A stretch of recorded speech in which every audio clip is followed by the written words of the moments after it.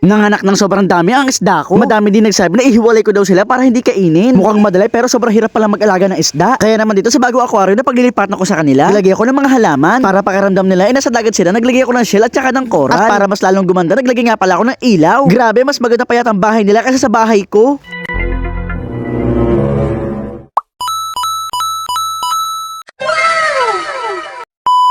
Isang umaga, naglagay ako ng harang sa gitna ng aquarium ko. Dito sa right side yung mga nanay at tatay at yung mga malalaki na. At dito naman sa left side yung mga anak nila maliliit. Sa sobrang liit nga pala nila, hindi pa sila ganun kadaling makita. Naglagay na nga din pala ako dyan ng mga taguan nila. Takip nga lang pala ng Tupperware, pinangharang ko dyan kaya medyo madumi na ang tubig. Sobrang dami nga pala nagsasabi sa akin sa comment section. Kuya Dux, hiwalay mo yung anak, baka kasi kainin. Hiwalay mo yung mga fry para di makain ng nanay pag gutom sila. Kaya nga eto, buti na nga lang at meron kaming maliit na aquarium. Nililinis ko nga muna at pansamantala dito ko muna sila ilalagay. At syempre dahil natuto na ako dahil sa mga advice nyo, para hindi sila ma-water siya. Yung tubig na paglalagyan ko sa kanila ay galing mismo sa aquarium. Salamat nga pala sa mga advice nyo dahil natututo na ako. Kaso ito na nga, papunta na nga pala tayo sa exciting part. Itong panghuli sa ating mga fry. Sobrang lilit nila pero sobrang liliksi kasi. Naku, kung alam nyo lang kung gaano ko katagal dito. Wala pang 15 pieces yung mga fry. Inabot ako ng 30 minutes, may isa-isa ko lang sila. At sa wakas, nahuli ko na nga rin silang lahat. At happy naman ako dahil hindi sila na-water siya. Maliit lang to aquarium pero mas lumuwag naman tong pwesto nila. Meron pa nga pala isang nag-comment. Ang sabi niya, nakakatawa ka naman, ba't nasa taas na ang aquarium mo? Napalay patuloy ng pwesto nang wala sa oras. Sobrang pinagsisihan ko nga dito na binuhat ko yung aquarium na puno ng tubig. Hindi ako akala ko kasi ang gaan lang, ang bigat pala. Pero naging maganda naman yung kinalabasan ng paglipat ko dito. Kasi andito lang ako sa tapat ng bintana. Bukod sa pwede maarawan ng isda ko, madali pa ako makapaglinis kasi rekta na sa labas. Dati kapag tinutulungan ko ang tito ko na si Buyo na maglinis ng mga aquarium niya, tamad na tamad ako. Siguro ay dahil hindi ko yung isda. Pero ngayon nag-enjoy na ako maglinis. Sobrang sapes yatin siguro dahil isda ko na to. Dahil sosoryosohin na natin ang pagsaset up ng aquarium. Habang hindi pa dumarating yung order natin ng aquatic plants, gagamit muna ako ng dalawang artificial plants, isang color pink tsaka isang color green para meron silang taguan. Para pakiramdam nila ay nasa dagat sila. Maglalagay naman ako dito ng shell. Maganda rin tong pwesto para pagtaguan nila. Meron nga din pala kami isang coral ring. Nilagay ko naman siya sa kabilang side. Kaso sobrang hirap, hindi ko siya mapatayo. Kaya ayaw, wala akong choice kundi hiniga ko na lang. Syempre, kompleto na tayo ngayon. Kung dati walang ilaw, ngayon meron na. Inihanda ko na rin pala to para pag tuwing gabi, hindi na ako mag-iilaw sa bahay ko. Ito ng ilaw sa aquarium, magiging ilaw ng bahay ko. At bago naman natin buksan yung aerator oxygen filter, pupunuin muna natin to ng tubig. Ito na nga at finish na tayo mag-set up. Isasalpak na lang natin yung oxygen filter. At ito na nga in 3, 2, 1!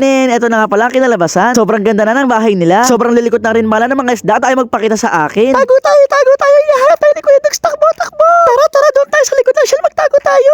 Wala na! Nakita na tayo ni Kuya Dux! Wala na! Ang dahil ni Kuya Dux! Tumingin na siya sa taas! Oo nga! Kita na tayo! Madaya ka Kuya Dux! Hindi ka namin bate! Oo, tama na kasiyahan. Makakalimutan ba natin yung price? Siyempre hindi. Magkatabi nga lang pala sila. Siyempre para hindi na maramdaman na inaluyo ko sila sa parents nila. Tamang-tama nga na to estante na ginamit ko. Sa taas nakalagay ang aquarium at sa ilalim naman yung mga gamit. Yung fishing net at saka yung mga pakain nila. Speaking of pakain, hindi ko nakakalimutan. Sa pag-aalaga ng isda, kailangan talaga natin mag-invest. At kailangan natin mag-aral basta sinasabi ng mga marurunong. Madami kasi nagsabi na pakainin ko daw ng BBS yung aking mga fry. Ito nga yung baby brine shrimp. Nakita ko na ito yung pinapakain nila kaya gagayahin ko. Kumuha na nga ako ng tubig sa aquarium at binuhusan ko na nga to ng BBS. Wala nga lang ako idea kung gaano kadami kaya naman tinansya ko na lang. Hindi ko tuloy alam kung marami ba o konti. Pagkatapos daw nun, wait lang daw tayo after 20 minutes. After 20 minutes, ito na nga ipapakain ko na sa kanila. Nagulat nga ako dahil sobrang dami nang lumabas. Ganito pala to. Nakita ko naman yung iba ako makain, yung iba naman hindi. Tanong ko lang, tama po ba ginagawa ko o hindi? Dahil nga sa sobrang dami kong natira, siguro naman ay pwede nito ipakain sa mga malalaki na, diba? Sinubukan ko at kumakain naman sila. O siya, yun na lang muna. Thanks for watching. Bye-bye!